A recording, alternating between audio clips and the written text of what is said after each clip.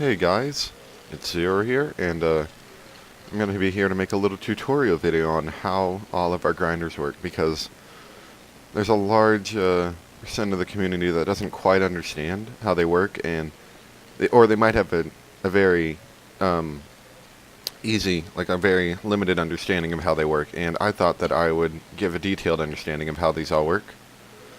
So anyway, this is our spider grinder. It was the most recent one made, and it is now correctly operating. We had it fixed. So anyway, let me give you a little tutorial of how it works. So the first thing you want to do is you want to flip this lever, and that'll lock it off, preventing more from coming in. So now we have all our skeletons. We press this button, and hope you're not mad, Jiggy. I'm trying to set up a tutorial, and you are in the way. There we go. Now they'll all be crushed, and it's been precisely measured out that we shouldn't have anything to worry about. A couple of them will die because of damage they take, and they are truly a one-hit kill, so you can use your fist, and that's what most people should use. But if you're like me and you do have a looting sword, you can get quite a bit more arrows out of them by striking them with the sword, which is the only reason why I use it. It isn't necessary at all, but it's good to use if you want to get more out of it, which I definitely do. And they'll all remain here. You won't have to worry about any new ones coming in because of the blocker that we have, which is what that lever's connected to. It's connected to that piston there. Collect all your goodies. Once everyone's gone, flip the lever, and more happy people will come in here. So we have an extremely large amount of bones and bows, lots and lots of stuff. Hey, Jiggy.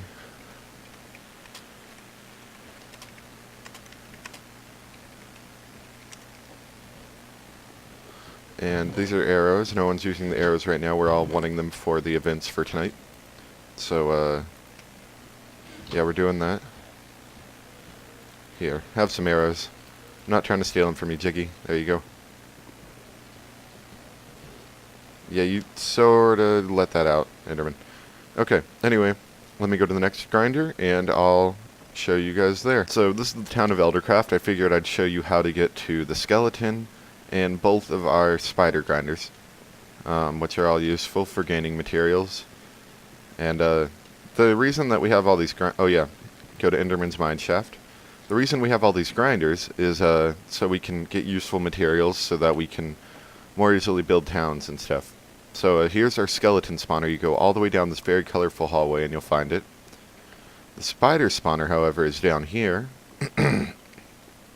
And it's a very simple one, but I can tell you a little bit about some of the features that it has.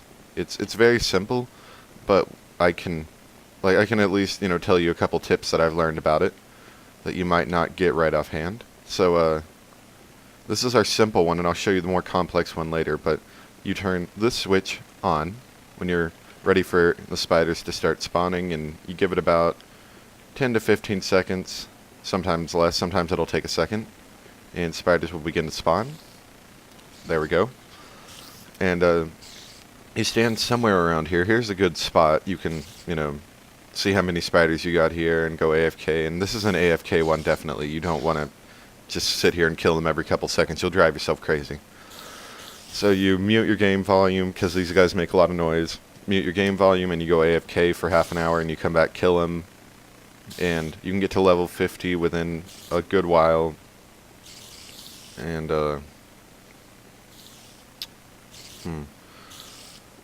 and you can get string here, from other people, or you can place yours in there if you don't want it, or you're just wanting experience. But it's a very nice system. You flip the lever, and the spiders will begin to get crushed, and they'll, flip out like this, but in reality, they're actually stuck down there, and they are a one-hit kill by punch, which is what we try to make all our spawners. They make it the most easiest to use, and if you have a looting sword like me, you can get a little more string and a little more spider eyes out of it, which is kind of cool. So I think our next grinder, I'll show you where the quad spider spawner grinder is. And I'm not sure if that works the most efficiently. I think it's slightly faster than this grinder, and it should be almost 4 times as efficient, but I think we got some sort of jam up in there, because you always see spiders trying to poke out of the sides and stuff. So I think it always gets a little jammed up. But you go down this really long pathway down in Enderman's Mine, and there's a minecart here, but no one really uses it because people will take the minecart down and they'll warp back, and all the minecarts get jammed down here and no one uses them, so it's not that long of a run. You run down here, and you got the spider grinder. So we got 1 over here to my right, and we got 3 over here to my left. And yeah, you turn this, and all the spiders should start spawning. And it's very similar to the other one, only it's supposed to funnel 4 of them together. I'm pretty sure there's a jam probably somewhere in it, but it does seem to have quick startups. That's something I've noticed. Oh wow, this is actually a lot more efficient than last time I tried. Okay. One thing I'd like to add, if you ever accidentally fall in here when there are spiders, you'll most certainly get poisoned. And I have good armor on, so it almost blocks out all the damage. If you don't have it, you'll probably go down something like 3 hearts, but these spawners are in relatively safe locations, so you shouldn't have too much to worry about. Anyway, flip the lever. Whoops, I think you got in the way, Mr. Spider. They'll push you around and they'll get in your way and stuff, but they won't do much of anything. Is this... Well, that's not supposed to stay on. Anyway, there might be a jam up somewhere. Somebody might have broken something. I don't know. But, yeah, but that's how it works. Once we get it fixed, it will be working correctly. So, oh, hello, Mr. Spider. Come here. Come here. Show you my awesome fighting skills. Okay. Next, I'll show you guys the blaze spawn. Okay, 0 again. And, we're inside the nether, just inside of our nether outpost. All you do is go through our nether portal, our main nether portal of town. Oh, sorry, I get a little laggy when I record in the nether sometimes. And view distance doesn't have much to do with it. You go up here, and this is to our blaze spawner, by the way, in case you needed to know. You go down this long path. I placed some warning signs up. Path is completed but not be called save. Take caution on this path because you can get shot at by blaze, and a large part of this is over lava, as you can see. So you need to be extremely careful when crossing this path. Jiggy at one point did fall off, but he managed to teleport back home quickly enough to save himself, which if you do fall off, your only hope of saving yourself is either getting to land really quickly, or if you have a fire resist potion, which I fell off once, although it wasn't on this bridge, it was somewhere else, but I was in like the middle of another sea, so it took me like a good 2 minutes to swim out of it, even with that fire resist. A good idea is to try to warp back if you have nothing. Warp back really quickly, and hopefully your armor will be enough of a drain. But as you can see, that's our blaze grinder, that whole big thing right there. It's about as efficient as our Enderman grinder in terms of experience. There's not quite as many as the Enderman, but they give you double experience, so it makes up for it. So this is my emergency access for fixing jams, which you don't want to go in there. The only time I go in there is if there's like 5 or so of them running around on this rim here. Like there's one right now, so he's okay, and he'll probably fall off. But if a bunch of them get stuck up here, it'll block up spawning, and nothing will work. So what they'll end up doing is, hold on, let me reset this. They'll come down here. Oh, we got a pigman in there. Okay, yeah, he'll end up dying. Anyway, this is our on-off switch, which when you activate it, up is off. you will hear some pistons go off and some lava will come down. And this is the only real efficient way of turning off the spawning. That's why we have lava. And that guy just spawned. But once this all goes down, no more will spawn. These guys aren't harmed by lava, so we don't have to worry about them getting damaged while they're in here. And to turn it back on, simple flip of the lever will dry up the lava. And, hold on.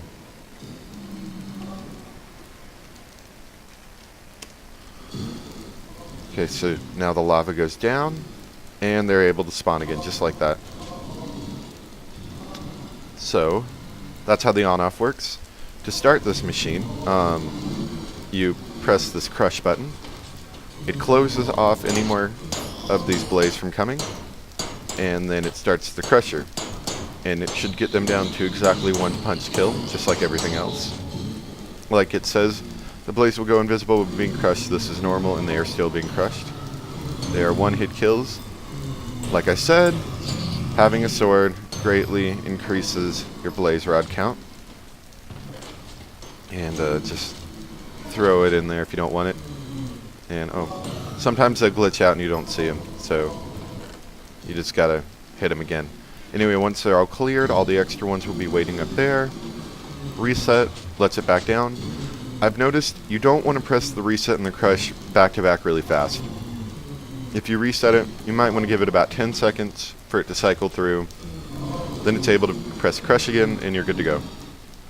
So that's the blaze spawner in its entirety. Well, at least that's all you need to know how to use it correctly. And if you get close up, you're within striking distance because they have a melee attack. And if they're on fire like this, by the way, they're tracking you. So if you go up here, they'll see you and they'll keep trying to follow you up. And they'll, that'll kind of clog up the system. So try not to get too close. You stay at this range and you're fine. Hopefully all of my fire ones will come back down. Yep. And if you do accidentally catch some of them on fire, just go down and crush them. And you should eliminate the problem. Try not to get any of them on fire. You stay at this distance and you'll be okay. And you kill them all. As long as you're not right up against them, they shouldn't see you. So you kill them all. Collect your stuff and reset. And that's how that works. So let me show you the Enderman grinder now. Okay, this is Zero again, and the Enderman grinder, to get to that, you have to do a little bit of walking. And it's in the end, so it's extremely efficient. But in order to get to the Enderman grinder, you have to go /warp Raven, Raven home. That's the warp of this town that I'm at right now. So I just telewarped. And you want to make your way, you want to find these railroad tracks over here. These were supposed to go to the end at some point, but no one ever completed them. And they just sort of meander about and go in the general direction of the end portal. And I have ender pearls, so we can speed this up a little bit. And anyway, okay, so I guess I should point out, the track doesn't go all the way to the end. Whoops. It doesn't go all the way to the end. But it does give you a good pointer. So it'll go from here and it'll go down this hill and it'll stop. Now, to keep going, you pretty much go straight forward in the same direction that the track was going and you'll pass a couple trees. Looks like someone took down that tree, actually. Cool. I was really annoyed by that tree. I was glad someone finally took it down. And you'll pass by a couple trees, go through a valley, and you'll eventually stumble upon a mossy cobblestone building, which is how you get to the end portal. You go down these stairs. There's two ways to go. Okay, I found the easiest way to show people when they're coming the first time so they don't mess up is to go down this way. Well, here. Down this path. And then you go down the spiral staircase here. But what I always do, because I have feather falling boots and I can absorb the damage fairly well, first jump down here, and then I fall down here. Either way, I'll take you the same way. This way just gives you a little more damage. If you don't have Feather Falling and all this protection, you might die from that, or get really close. Okay, so from the end, go up these stairs here, and you make a complete 180 to the Eldercraft End Outpost. It's a very simple thing. It's covered in water. It's difficult to miss. We've got tons of Ender Pearls here that are completely free. No one wants them. So take as many as you'd like. Fill your entire pockets. I don't know. Put them in your town donation box if you got one or something. I've filled every donation box I can find with them. Because I hate getting rid of them. They're so useful, but we've got so many. Okay. So you go down this long cobble path, and the reason for this long cobble path is to get yourself far enough away from the main end island to allow these Endermen to spawn, because otherwise they'll be spawning all over that island and not on your spawners. So this one's very simple in terms of using it. All you do is stand in the middle here. Or not even stand in the middle, you stand on this platform somewhere, anywhere on this platform. You can even be slightly down that road and you'll see them spawning as you come in, but anywhere on this platform. And they will spawn on pressure plates up there, which I've shown in a previous video, and fall off. And I've got it at the point where it rains down, and you can even have 2 people on this grinder and still get pretty decent rates. You'll kill them faster than they come down pretty much. So you'll be stuck at times with nothing there, but with one person, you pretty much can't kill them fast enough. They'll keep coming down. But what I do is I'll go AFK while I'm doing something, you know, such as editing a video or, I don't know, checking YouTube, you know, the usual. And when you come back, there'll be a bunch of them. Oh yeah, I guess I'll add, we got more Ender Pearls here. I just hate leaving these things. So we've got them everywhere. There's a little bit of food in here in case you need them, because this is a grinder, and all XP grinders will pretty much drain your food bar. So you need food. A couple things I'd like to add. Endermen are fairly strong compared to other mobs. Let me give you a little demonstration. Hopefully I won't die. So let's take a good look at him. Come on. Okay, so see, I got punched, and I'm nearly dead, actually, from 2 hits. I went down to 3 hearts. So Endermen are very strong mobs. If you don't have armor, you may not want to come here. Or you may want to stay under these walls the whole time and never leave, because they're very strong. Let me actually find where this guy is. I need to kill him before he becomes a problem. Cool. Okay. Yeah, more food and Ender Pearls. So, left note here. Don't run in. Unless you have armor, don't run into the open. By the way, people on the main end island will stop spawning here. I'd like to say that. If someone's, for some reason, is on the main end island, which people don't go there very often, it's kind of ugly and there's nothing really there to go there. So, no one really goes there. But on the odd chance that someone is there, then you won't really you won't really get many spawns down here. I think you get very low spawns. Like you get like a couple a minute, and it's really bad. But there is an Enderman grinder there, but it's a really kind of bad grinder, I think, in my opinion. It has you in the middle of the main end island, and you have to look at Endermen to get them to come to you, and you'll be under a too high thing like this, and you'll punch it, or you'll hit them.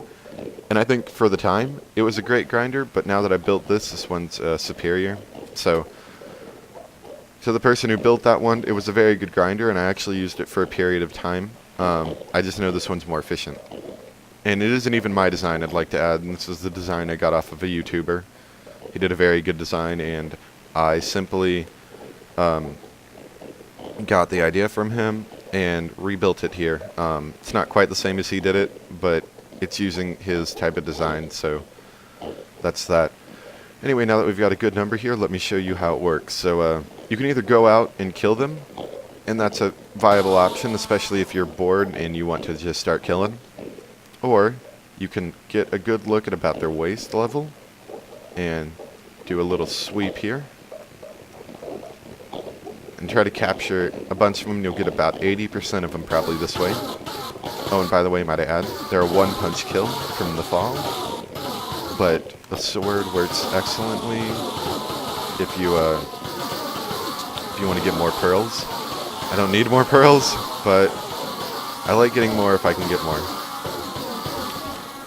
Okay, this is where the danger happens. So you see all these pearls and stuff out here. No one's mad at me, it looks like. But there's like a 70% chance, probably more like 90, that someone's literally right above me ready to attack me. And it always happens. There's always 1 or 2 or 3 guys. So for me, since I have a lot of armor, I don't have to worry about it too much. If you don't have a lot of armor, you might want to be a little cautious with this. You'll walk out. Excellent. Okay, no one's following me. But if someone did, they'd jump down and probably get a good 2 hits on me. So if you don't have armor, you may want to pop out, pop back in, try to make sure, and then kill them if you can. I would really honestly recommend not coming here unless you have iron, or at least maybe even leather armor, some kind of armor. You come out here, you collect all your experience reward, look at all your fancy ender pearls you have. Very, very nice. And you take them and you fly around. Be very careful with these ender pearls. I have feather falling and protection armor. That was what I was working for quite a while. And you throw them. I only take half a heart of damage. If you don't have any armor, or no, at least you don't have feather falling or armor with protection on it, you will take 2.5 hearts of damage, which, if you throw a couple of these, can kill you. So be careful with them. I'd like to say that. That's all I have to say about that. And that's all of our grinders. If you need any more information, you can ask the people, but we're going to send you to this video first because it's getting a little ridiculous. And anyway, that's my tutorial for all of our grinders. And now I'm going to go back to our regular video. I'm going to show you a little bit of the making of our skeleton grinder. I've been collecting some clips and I'm going to try playing them back in fast motion. So hope you guys enjoy, and they won't have any audio commentary over them because they will be going in fast forward motion. So yeah, here we go. Hey, Zero here, and I just wanted to tell you guys I found out that I can actually use some of this cool overclocked remix music, which is a bunch of video game music from different genres that's been reimagined and remixed, and I thought that was pretty cool, so I'll be including some in here, and the credits for these songs will be in the video description. So enjoy!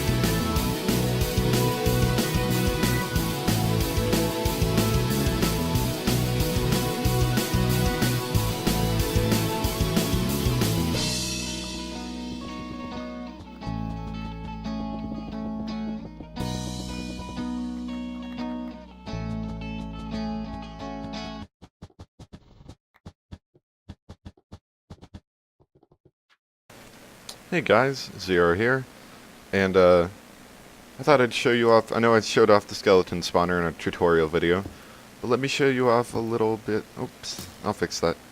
Let me show you off a little bit more of it. So, this is a very typical skeleton spawner trap. You know, a lot of people have made this. This isn't anything original. We started off, just to give you a little background on it, we started off watching a video, or I started watching a video on this. But we found that, sorry, I'm trying not to sound so selfish here, but I found that it was really difficult to follow, and, I just decided, oh, it's because I broke the wire. I decided that it just was a little too hard to work with, and I kind of already had an idea of how to make this thing work. So, I made my own version a little bit. Like, I used his idea to make the room, but, after that I stopped, and I came up with my own crusher. It was pretty bad, to tell you the truth. Like, the whole design. I tried to do wiring because sorry, I always say it wrong. Minebrew wasn't on. But tried to do my own wiring. And I failed really bad. So, for all you wiring fanatics like me, even though I'm terrible at wiring, I love looking at it. So let me show you a little bit of what it does. So, we have a button rigged up to here, goes down here. It goes to a T flip-flop, so it can hold like a power in a certain way, or hold it on or hold it off, which I think is also connected to, is this an RS NOR latch? Or no, this is the T flip-flop. We took down the RS NOR latch, that's what it was.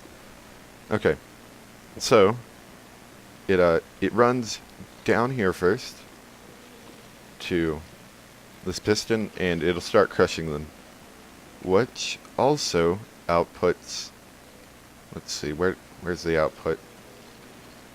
Here we go. Okay, so it outputs over here and goes down our long redstone repeater line, which is our timer, and it goes back to an input of the T flip-flop, and then it again goes to the piston and it closes. So what it does is it starts crushing them, it goes through the timer, and when it comes back, it triggers the T flip-flop to stop powering, and the piston will come undone and stop doing that. And I've just lit the room with a lot of lava because I think it looks cool.